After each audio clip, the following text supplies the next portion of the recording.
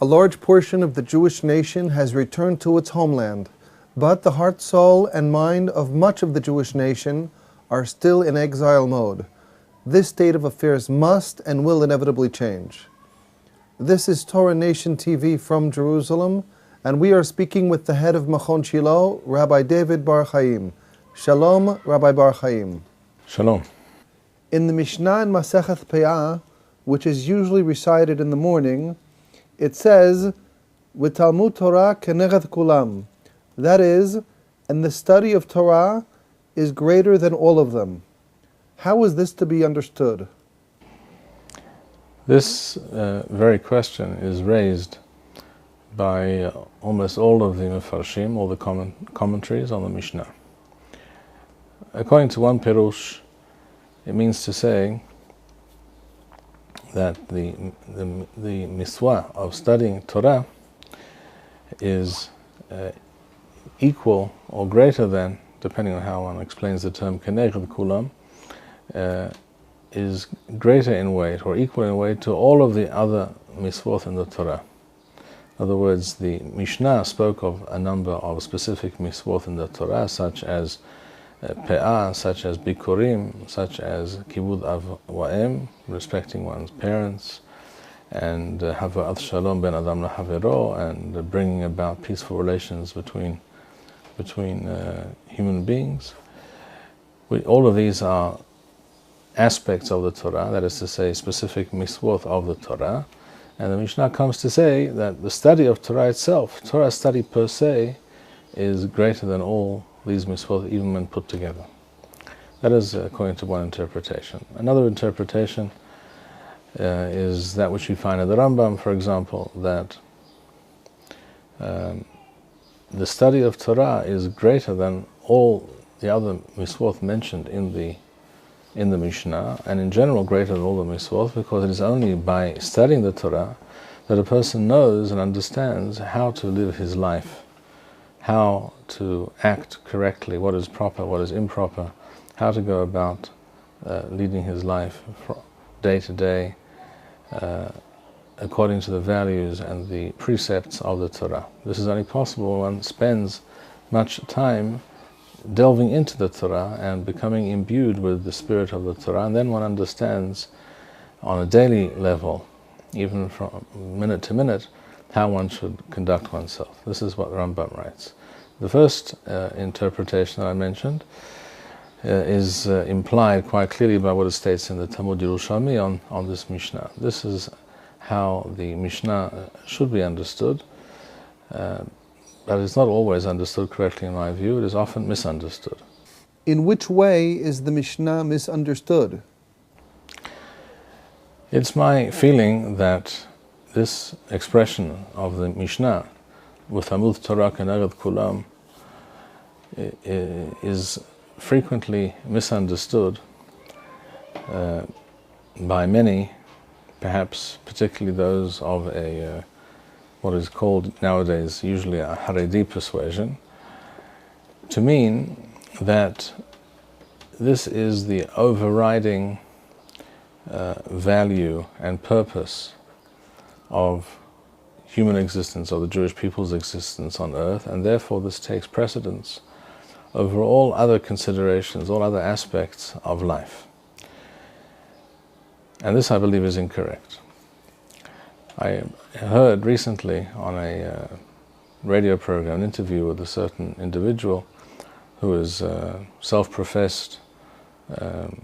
He himself is an academic, but he's of a Haredi persuasion, very clearly so-called ultra-Orthodox black hat type of individual, who, by the way, was not brought up in that fashion, but became so.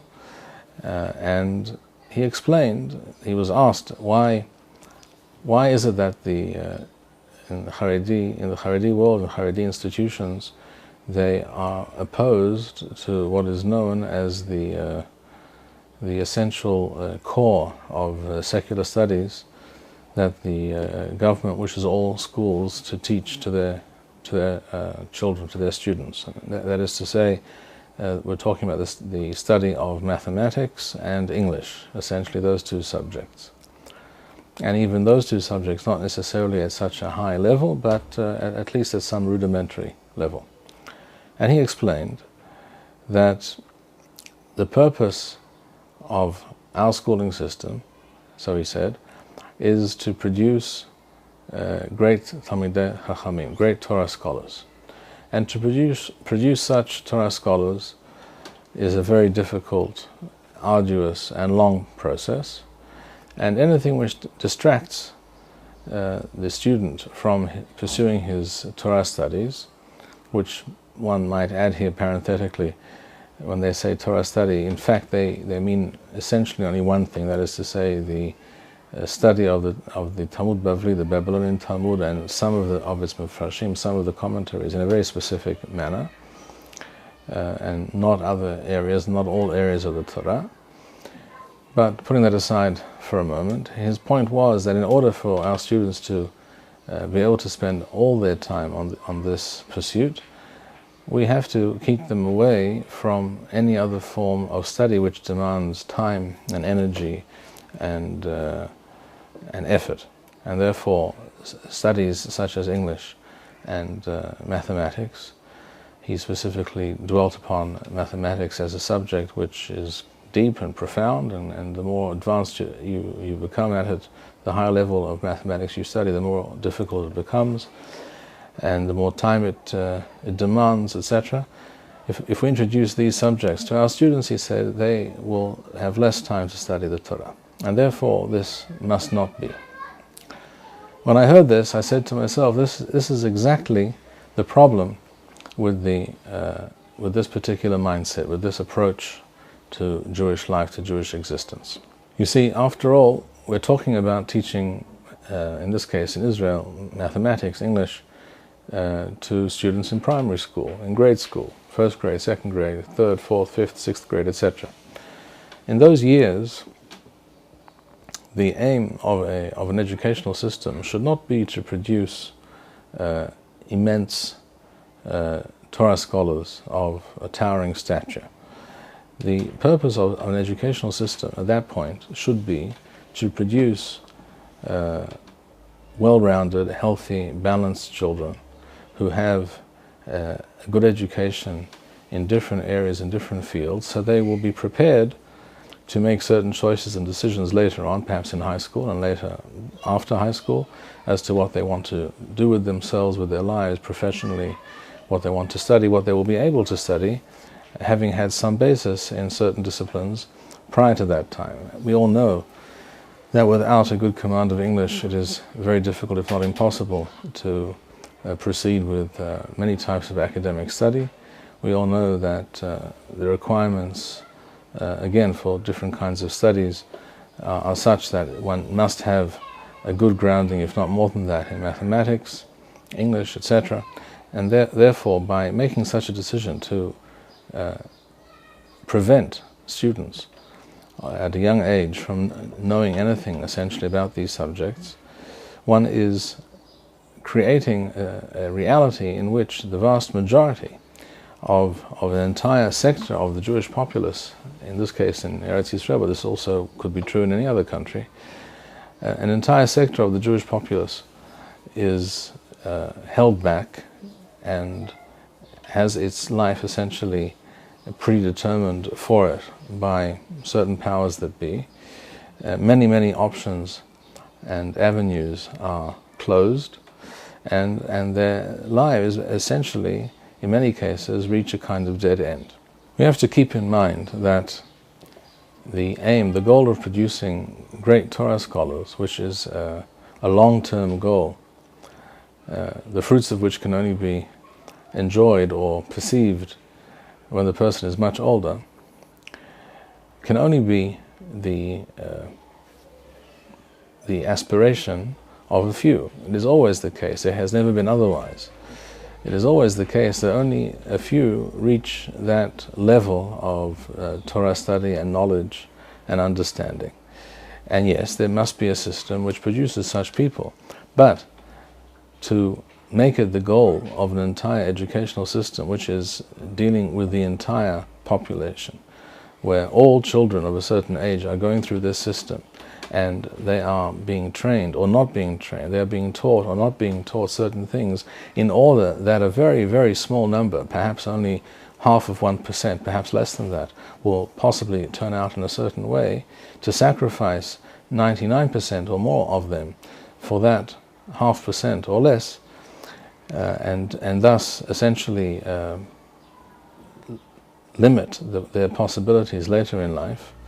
That is a very incorrect and misguided policy. That is not how the Jewish people are supposed to run their lives. That is not how Jewish existence is supposed to be understood. Jewish existence, Jewish life is supposed to be imbued with the spirit of the Torah. It is supposed to be informed by the Torah, and in order to give true direction and counsel and correct Torah instruction to the people, there have to be great Torah scholars. There's no question about that. And there also have to be Torah scholars of less than a great stature, but those who understand what Torah is all about, those who know how to appreciate the words of the sage, as is recorded in some book regarding Rav Aaron Kotler Zatzal, who was the founder and Rosh Yeshiva of Lakewood Yeshiva in the United States. Once a donor came in the early days of the yeshiva, and he asked Rav Kotler, how many students do you hope to have in this yeshiva? He said, I want there to be 1,000 students. The donor was very surprised. Why do you need 1,000 students? He said, because I need to produce one Gadol b'Torah. I have to produce one great Torah scholar. So he says, well, for that you don't need 1,000 students. You just have to choose a few. He said, no, you don't understand. That's not how Torah works. When you have 1,000, then you have one great Torah scholar and 999 mevinim, what he called mevinim. In other words, people who understand what Torah is all about, people who appreciate Torah, and they know how to appreciate and respect that great Torah scholar. Yes, the yeshiva world is supposed to produce such people, such mevinim, such people with such understandings and appreciation of Torah. But the primary school system, the secondary school system, cannot and must not be tailored for the purpose of producing that very, very small number of elite Torah scholars. That is something that will happen naturally and must happen, of course. This has always been the case in the Jewish world. We have always known how to produce such Torah scholars. We've always known how to appreciate such Torah knowledge and understand the importance of this existence and reality of Torah scholars within the Jewish people. But to tailor an entire educational system and to essentially force an entire sector of the populace into a very rigid system designed to produce those very few people and not really designed to provide the needs and to educate correctly and properly, even in Torah terms, the masses, this is a tremendous misunderstanding and a very misguided policy. And this, I think, is the result of misinterpreting the statement, Tamut Torah keneged kulam. That statement does not come to say that everything on earth, including people's lives and livelihoods and happiness, etc., must be sacrificed on the altar of the study of Torah. That's not what the statement comes to say at all. Tamut Torah keneged kulam means that this is an essential, overriding facet of Jewish life and existence. It has always been so, and it must be so. But the purpose of the Torah is to inform Jewish life and to imbue it with holiness and with light and with direction, but not that all of life must be sacrificed on the altar of Torah study. That is a incorrect perception and a misguided one, which leads, as we see in this present generation, where the Haredi world is beginning to fray at the edges and fall apart, we see it leads to great distress, and it is not a system for the Jewish people to follow for the long term. It will only lead to strife and collapse and fracturing of the Torah world, when in fact all this could be avoided were a proper and more balanced approach to Jewish education be adopted. Are there other areas of Jewish life which are negatively influenced by this approach? Yes, I think there are quite a number. One example would be the area of the arts, music, poetry, literature, etc. These are all normal and necessary parts of any advanced human culture and civilization. And the same is true, even more so, for Jewish culture and civilization. When Jewish culture and civilization were at their prime, if you take the period of the Tanakh, for example, when the Jewish people resided in their land and lived a fairly healthy, normal, balanced existence, there you find in the Tanakh, for example, you find poetry, you find Shira, you find Shira of Devorah and Sefer Shofetim, you find the Shira of Ha'azinu in the Torah by Moshe Rabbeinu, you find entire book of Shira, essentially Sefer Tehillim, etc. You find areas of expression and endeavor which are connected to the Torah, but are not technically the study of Torah per se, but an expression of Jewish existence and Jewish feelings, yearnings, experience, etc. And all these have a very legitimate place to play in Jewish affairs, in Jewish life. Ask yourself the question, how many authors, how many poets, how many painters are there, how many musicians are there, original musicians, creative musicians in the Jewish world from the Haredi sector? This is particularly true if you ask the question regarding poetry, literature, and painting, etc. And if you do find a few like that, they're almost without exception Jews who were not brought up as Haredi Jews and later, for whatever reason, became Haredi Jews at some point in their lives. But the Haredi educational system and society per se not only do not encourage such activities, they frown upon them, and in fact people with such creative tendencies and drives often feel that they have to leave the Haredi world in order to give real and full expression to their talents and to their creative spirit. And this is, of course, nothing to do with Torah, what the Torah is designed to do, and what the Torah was supposed to do for the Jewish people. Quite the opposite. It should be the Torah which informs Jewish cultural activities of all sorts, whether it's literature or music or anything else. There should always be a well of creativity and joy and meaningful and a full expression of Jewish life, particularly when the Jewish people live in Eretz Yisrael and live a fairly balanced and normal existence. It is precisely in the Galuth, where Jewish existence by and large was unnatural and unhealthy and unbalanced and very limited in scope, that the Torah tended to become the only value and the only area of activity, the only field in which a person could prove his excellence and his talent at the expense of all other legitimate and very important areas of Jewish life. And again, this is entirely, completely the opposite of the intention of HaKadosh Baruch Hu, who gave the Torah to Am Yisrael. It is not to stifle Jewish expression and Jewish life in all its richness. It is there to imbue it with holiness and with direction. So to sum up, we can say as follows. The Mishnah states, with Amud Torah keneged kulam, that the study of Torah is greater than all of the others combined, but not Talmud Torah neged kulam. The Torah does not come instead of, or does not come to compete with or fight with the other aspects of life. Thank you, Rabbi Bar-Hayim. We would like to encourage our viewers to share these videos with friends and send in your responses. We would also like to suggest the following opportunity to our viewers. If you identify with Rabbi Bar-Hayim's message and would like to sponsor or dedicate a video interview with the Rabbi in honor or memory of a loved one, if you would like to obtain Birkon Nusach Eretz Yisrael or invite the Rabbi for a speaking engagement, please email us at office@machonshilo.org.